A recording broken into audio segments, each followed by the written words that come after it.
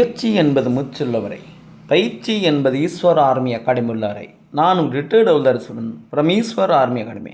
நம்ம இன்ஸ்டியூட் வந்துட்டு பார்த்தீங்கன்னா Agniveer GD, SSD constable, next வந்து இப்போ போலீஸ் வரப்போகுது, எஸ்எஸ்டிக்கு வரப்போகுது. அது கிளாஸ் போய் ஸ்டார்ட் பண்ணுறோம். விருப்பப்படும் மாணவர்கள் உடனே வாங்க.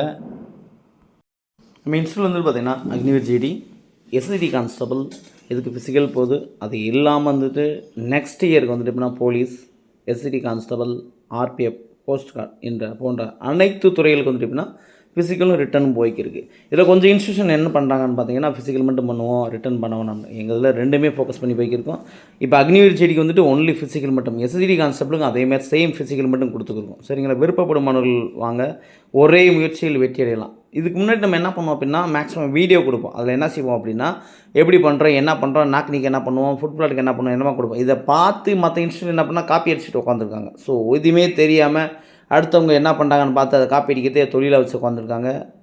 நம்ம இன்ஸ்டியூஷன் வந்துட்டு பார்த்திங்கன்னா ஒன்லி செக்காப்பட்டியில் மட்டும்தான் இருக்குது, வேறு எங்கேயுமே இல்லை. நான் யாருக்குமே வந்து என்னோடய அனுபவத்தை கொடுத்து அனுப்பவே இல்லை.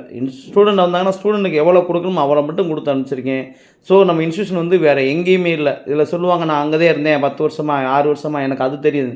யாருக்குமே எதுவுமே கத்துற. ஸோ என்னையை பற்றி தெரிஞ்சுக்கணும்னா செக்காப்பட்டி வாங்க, 100% ஸ்டூடெண்ட் போவீங்க. தேங்க்யூ. ஜெய் ஹிந்த்.